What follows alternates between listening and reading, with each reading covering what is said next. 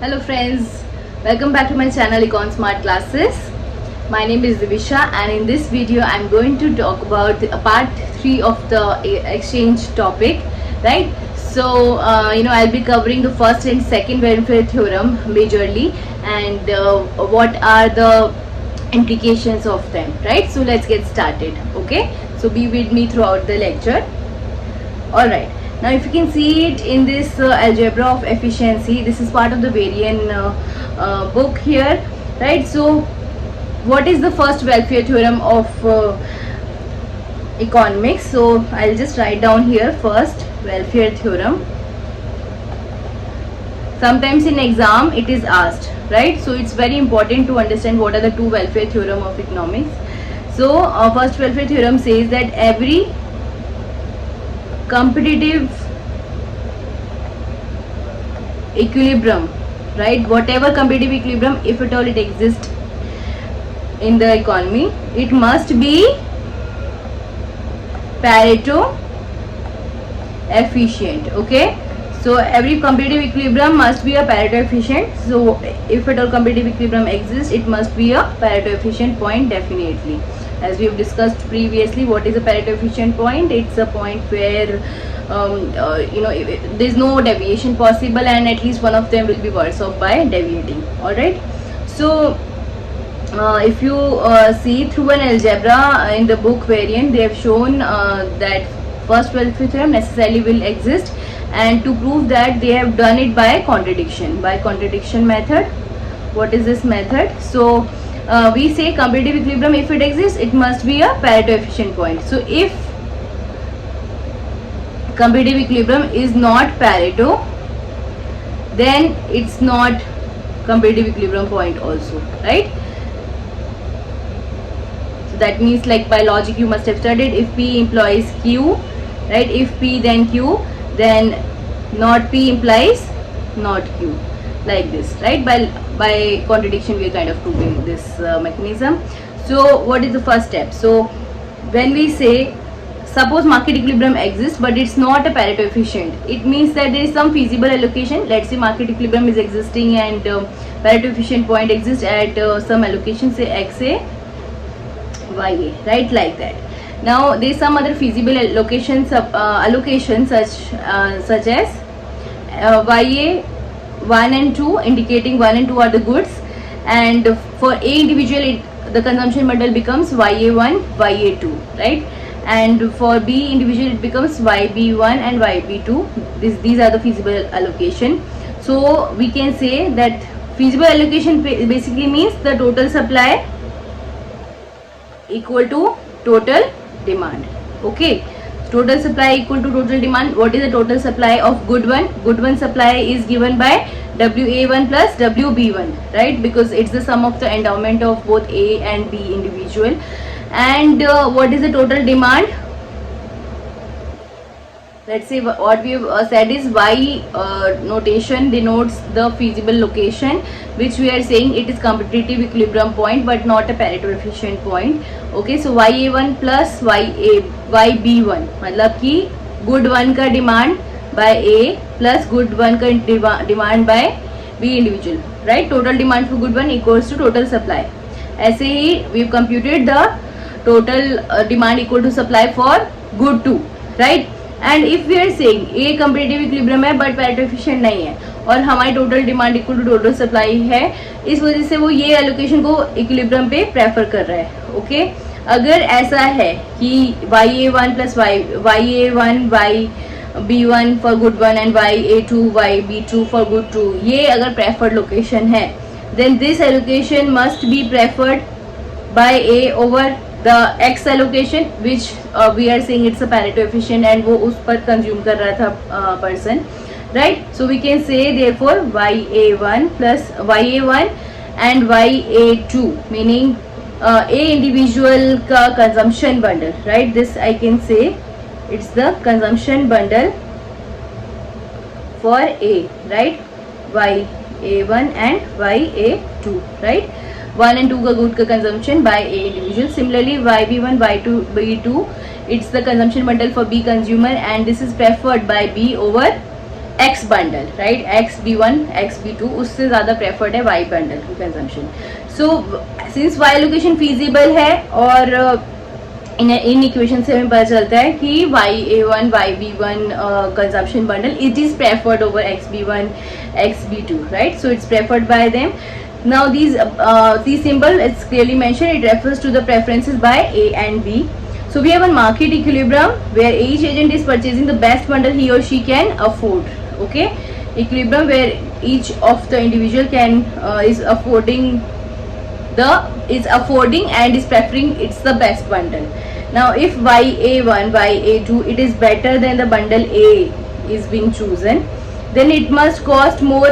ऐसा भी है ना, अगर वो उसको प्रेफर कर रहा है, ये उसको प्रेफर्ड बंडल है, then X allocation, then it must be better and its का expenditure, basically expenditure on Y bundle must be greater than the endowment point, क्योंकि वो person उस कंजम्पशन बंडल को प्रेफर कर रहा है.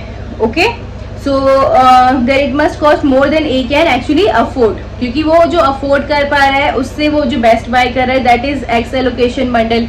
और अगर हम कह रहे हैं कि Y A bundle and Y A bundle by A consumer and YB bundle for both the goods 1 and 2 by B consumer, if that is a preferred bundle then it must cost more than what he can afford. वो कितना कर पा रहा है? X bundle. Okay, so expenditure ज़्यादा है on Y bundle, it is greater than the what is the endowment income. Endowment से क्या उसका income basically बनता है. So price of good one times the endowment by individual for good one plus price of good two times the endowment of a individual for good two, right? So this is what it is.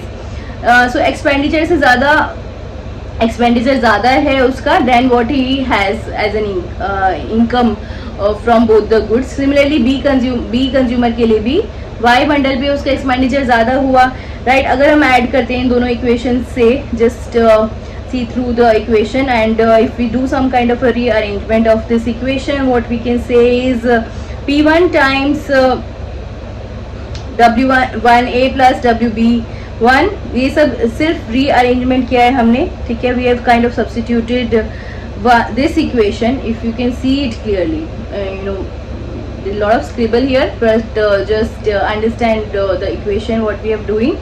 So इस equation में like if this is say equation 2 और ये equation अगर 1 है, ठीक है, तो 1 को हमने 2 में insert किया and what we get feasible allocation का हमने Y allocation को, क्योंकि वो competitive equilibrium है, so इस वजह से competitive equilibrium है तो वो feasible allocation है, ठीक है. To start with we said जो total supply है that is equal to total demand.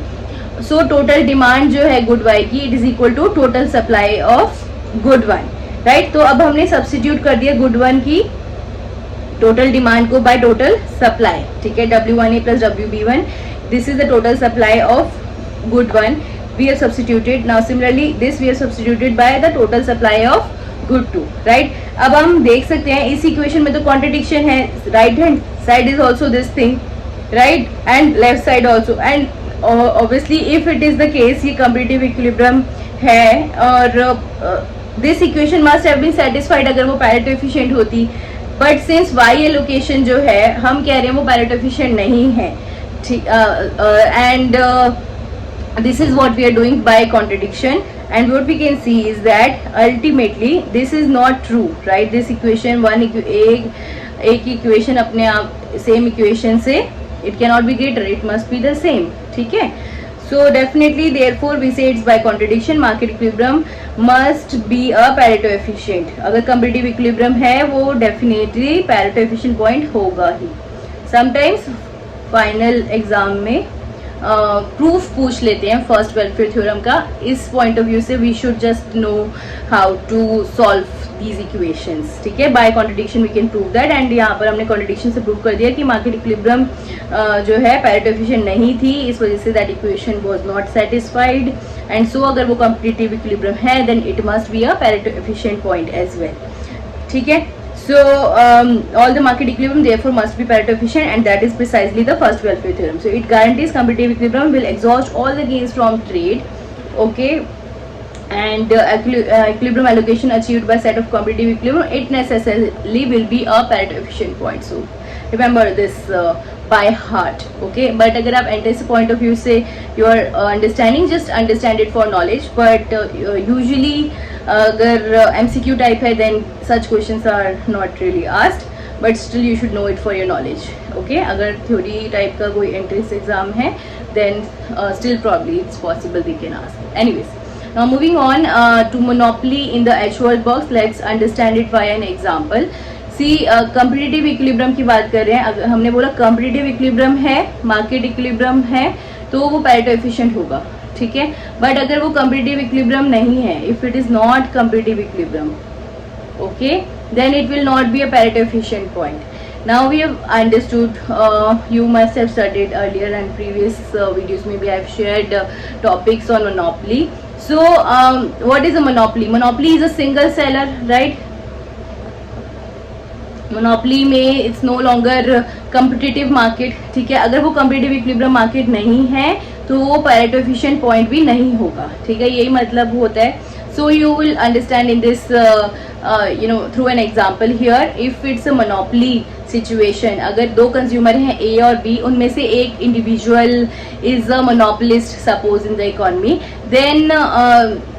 then you know what we will end up finding is that whatever equilibrium that is achieved in the economy, that will not be a Pareto efficient point, ठीक है. यही हम prove कर रहे हैं इस example के through. If it is not a competitive equilibrium, it will not be a Pareto efficient point as well. Okay, so let's just discuss through a graph here. Now what we are doing, say two individuals are given A and B, and let's say there is an endowment point. Okay, and what they are doing is suppose same indifference curve है Cobb-Douglas function से. This is how the IC of A individual is, and that's let's say the individual B is IC. Now what we are doing here, let me show you through the note here. Okay, no, so for a monopoly case, let's say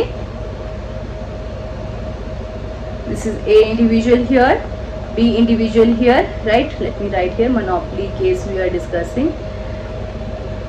So if it is not competitive equilibrium, then it is not Pareto efficient. Okay, this is what we are trying to prove here. Suppose in goods, again good 1 here and good 2 here, again good 1 plotted here and good 2 is plotted here. Okay, this is how we are defining. Now let's understand. Let's say ये एक endowment point है. I am doing the same example so that if you refer back to the book it should be clearer to you. Same endowment point है और इस endowment point से suppose ये एक budget line पास कर रही है, ठीक है. बजट लाइन है और जिसका slope it can be suppose px by py minus of it p1 by p2, rather I would say minus p1 by p2. It's the price, it's the slope of the budget line where p1 and p2 are the price of good 1 and good 2. Okay, so इस endowment point के through A का जो indifference curve है, suppose A ने यहाँ पर optimise किया, ठीक है. This is IC of A individual. Okay, now B individual का indifference curve, it is passing like this.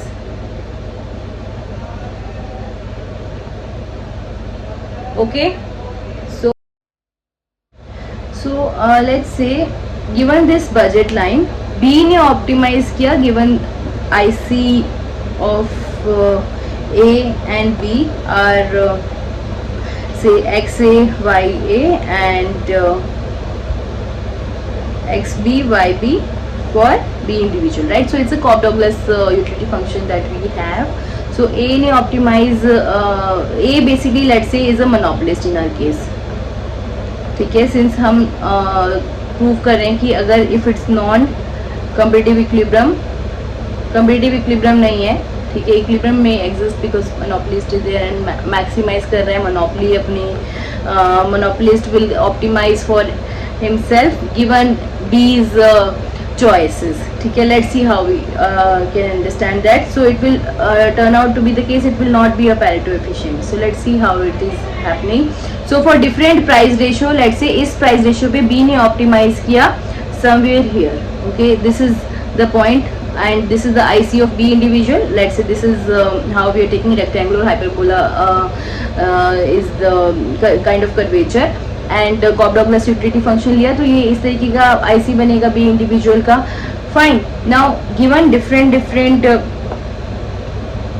let's say price ratio जो endowment point से पास कर रहे हैं, then IC of B individual would be where it is tangent to the budget line. ठीक है, budget line पे जहाँ वो tangent है वो point is the point where B is maximizing its own utility. Fine. So like this. Now there is if you combine all the points here, B is optimizing given different price ratio. ठीक है, different price ratio पे B ने जो optimise किया. Now you must have studied in micro 1. Different price ratio पर जब एक individual maximise कर रहा है यूटिलिटी एंड उन पॉइंट्स को हम कनेक्ट करते हैं तो उसको हम प्राइस ऑफर कर्व कहते हैं. ठीक है, प्राइस ऑफर कर्व. तो एक तरीके से बी का प्राइस ऑफर कर्व से we can plot offer curve for B. ठीक है, अब ए जो मोनोपोलिस्ट है, A will maximize its utility given offer curve of B. माने B ने जो optimize किया है given different price level, then A individual जो monopolist है, A will choose to maximize utility given B ने क्या optimize किया, given B की क्या price offer curve है, depending on that A will maximize its own utility, right? So this is a catch here. Now if you combine all the points here, it will be something like this. Fine. So this is kind of our offer curve for B individual. Understood so far? I hope this how we are plotting the offer curve for B is clear. ठीक है, different price ratio लिए हमने यहाँ पर. You can keep checking for different price ratio and we get different points where B is optimizing its utility. All right. Now let's take this offer curve for B. Okay, and we plot it like this. Now moving on, I will plot this curve again and that should make it clearer, right? Remember this thing, this offer curve must pass to the endowment point and different price ratio के लिए different optimum point for B we have plotted, and through that combination of the points we have got this offer curve. Okay, now moving on.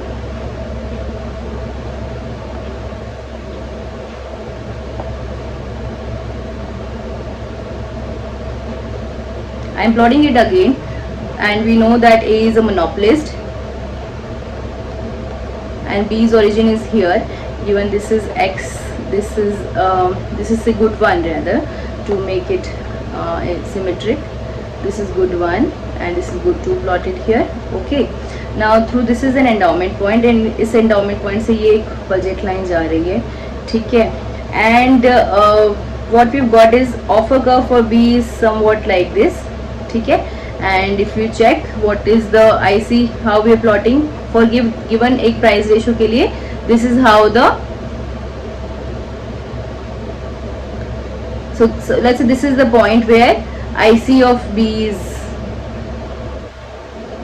because IC of B individual must pass through the point on the offer curve as well. ठीक है, so let's say I am plotting here offer curve for B individual. Now given this offer curve, now A will optimize its utility. A will optimize माने A कहाँ पर optimize करेगा? Let's understand. इस offer curve पर A optimize करेगा somewhat like this. ठीक है, let's say this is the allocation X bundle, X point है. Now this is the IC of A individual. ठीक है, हम दोनों individual का Cobb-Douglas utility function ले रहे हैं. So we are plotting a convex shape indifference curve. Okay, let's say ये IC है A individual का, and if you extend the IC of B individual इस given price ratio पर minus P1 by P2 जो price ratio है, slope है budget line का, इस गिवन प्राइस रेशियो पर ये है IC B इंडिविजुअल का.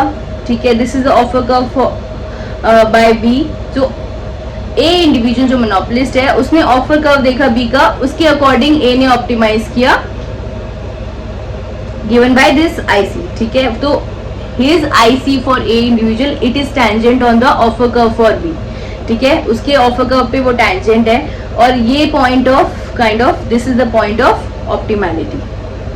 ठीक है, सो इसमें यहाँ पर क्या कैच है, is this point let's say X allocation है, so is X a Pareto efficient point, that's the question, right. क्योंकि अगर ये कम्पिटिटिव इक्विलिब्रियम नहीं है, मोनोपोलिस्ट का चॉइस ऑफ बंडल है, right. So is it a Pareto efficient point, that is the question we are asking, right. Can you see here, ये IC B individual का है ना, और ये IC A इंडिविजुअल का है. So is it Pareto efficient. Pareto efficient के लिए हम क्या देखते हैं, दोनों पर्सन बेटर ऑफ नहीं हो सकते किसी एलोकेशन से. बट अगर हम यहाँ देखें, there is this area, shaded area, can I say दोनों में से कोई भी इंडिविजुअल इधर मूव करता है, let's say using a different pen here,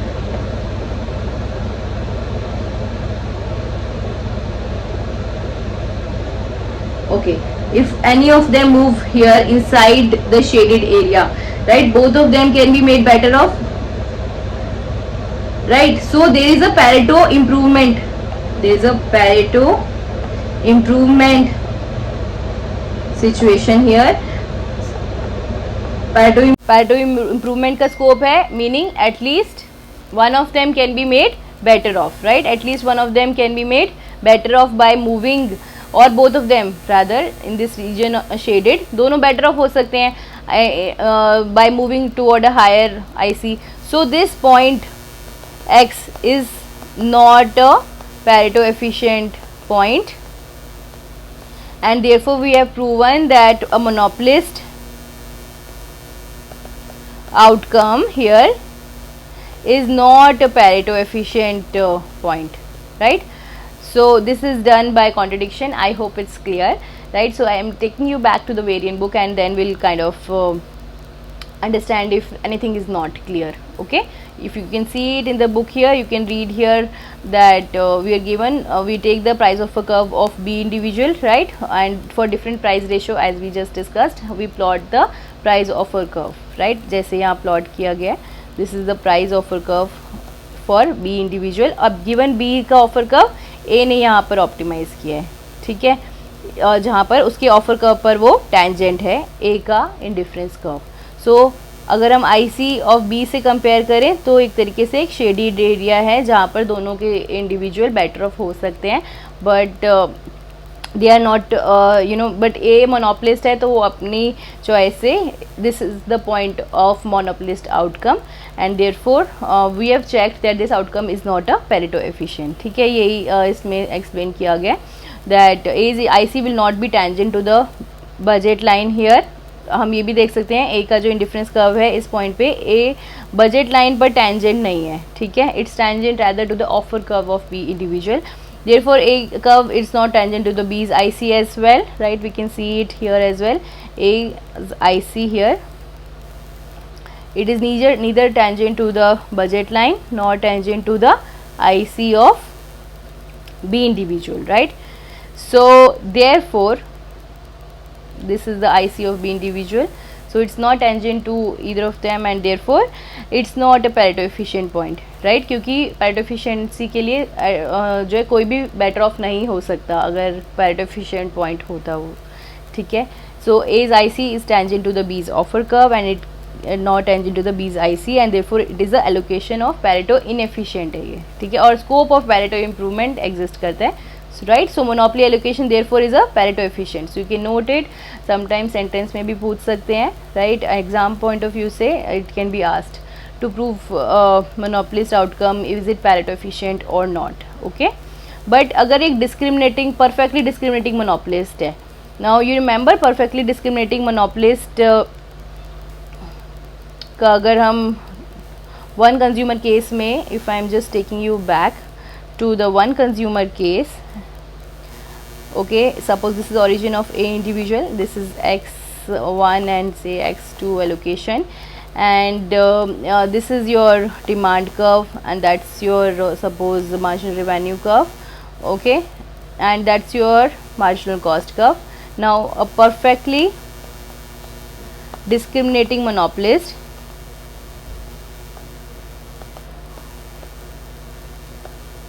What is the outcome under perfectly discriminating a monopolist? It is a point where price equals to the marginal cost, right? I hope you remember. So this is the price, this is the outcome of perfectly discriminating monopolist, and this outcome, it is equivalent to the outcome for perfect competition, right? जो perfect competition में outcome है, that is same as the outcome for perfectly discriminating monopolist, and therefore this is the a result here. And we can see what happens in perfectly discriminating monopolist different consumers के लिए और different consumers के लिए जो भी their willingness to pay, the maximum willingness to pay is what they are charging. So जो भी उसका maximum willingness to pay is being charged by the monopolist, and completely consumer surplus जो है, consumer surplus of the consumers is taken away and it goes to the producer surplus. ठीक है, ये सारा area is basically the producer surplus now, because monopolist exactly उनका जो price choose कर रहा है वो उसके डिमांड का ऊपर है, उसी को हम परफेक्टली डिस्क्रिमिनेटिंग मोनोपोलिस्ट कहते हैं. ठीक है, तो ये ध्यान रखते हैं, इसका जो आउटकम है it is similar to the perfectly competitive outcome. ठीक है, when you plot it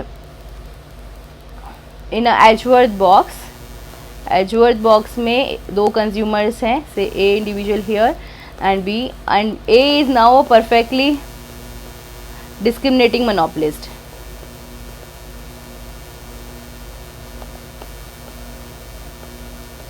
Okay, A is a perfectly discriminating monopolist here, and this is good one, this is good 2 here. Okay, and good 1 again, though good 2 here. Now perfectly discriminating monopolist,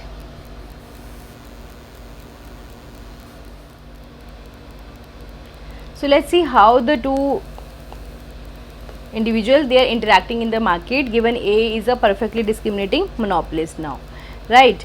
Now if you can, so if you can clearly see, let's say I will take you through the little bit theory of it, right? So let's say at initial endowment W, let's say this is my point of endowment that is given to us. For example, you imagine that A is selling first unit of good to B, okay, at different prices. A is selling some unit to B at some price, okay, it's like a barter situation again, and A is selling first unit of a good one to B individual. Now price at which B is just indifferent between buying and not, right? So it's like a reservation price in which B is indifferent between whether it will buy or not, okay. Now after A is selling the first unit, now B will remain on the same IC through W, because B is indifferent between buying or not, and after selling the A unit, first unit, then A is, let's say, selling first unit to B. B will remain on the same indifference curve through its own endowment. Now A sell second unit, suppose second unit of the same good to B for the maximum price he is willing to pay, right? That's what A is doing as a perfectly discriminating monopolist. He is charging whatever maximum price willingness to pay by B. So it's kind of extracting the consumer surplus of B individual. Now so A is selling suppose the second unit of good one to B for the maximum price that he is willing to pay. So it means allocation moves further. So let's say we move from here to some other point, let's say on X point, and it's an allocation where A is maximizing its own utility given the IC of B individual. Okay, let's say this is the point of allocation X, and given B remains on the IC through its endowment point, okay. So B will remain on the IC through its endowment point, and A continues to sell units to B such that it is moving up. So it's kind of trading, and it moves from, say, this endowment point to an allocation like this, right? So A sells unit to B such that they are moving up the indifference curve, and that is the A's most preferred bundle, right? Given let's say A, this is the point X allocation where A is maximizing its own utility, okay. Now we have seen the perfectly discriminating monopolist. In this perfectly discriminating monopolist, A is maximizing its own utility given the IC of B individual. Let's say this is the endowment point and this is the point of X allocation. A is maximizing its own IC, and at this point, let's say they are trading such that they move to an allocation from this endowment point to this allocation, and a perfectly discriminating monopolist has taken away all the consumer surplus. And what we can also see is that this competitive equilibrium is also a Pareto efficient point, right? So, a perfectly discriminating monopolist outcome is a Pareto efficient. So, here the MRS of A is equals to MRS marginal rate of substitution by B individual, as we can clearly see that both the IC, they are tangent to each other at this point, right? So, therefore also this is a point of Pareto efficiency. So, otherwise an ordinary monopolist, for an ordinary monopolist is a Pareto inefficient allocation, right? The allocation is Pareto inefficient. However, for a perfectly discriminating monopolist, the outcome is a Pareto efficient point, right? I hope this concept is clear, and you can read it here. The allocation here, it's a Pareto efficient. A is maximizing its own utility given the IC of B individual. So, A has managed to extract all the consumer surplus of B, and B is no better off than he was at its endowment, because it's an indifference curve, right? B is still on the indifference curve which is passing through the endowment. So, even if B is selling its some good to A individual, and B utility is not really increased. However, if you pass an IC, if you can see here, if you pass an IC of A individual through this endowment, right? So, IC of A through this endowment was lower, right? However, A has managed to extract its utility and maximize its own benefit, and taken away all the consumer surplus of B. All right. So, this is how we can understand in an Edgeworth box the outcome under the perfectly discriminating monopolist. Fine, where the outcome is a Pareto efficient point. The competitive equilibrium outcome, here we can say the outcome becomes the the Pareto efficient bundle. Now, what we have understood so far, first welfare theorem, right? And by contradiction also through algebra also we have studied the first welfare theorem of economics.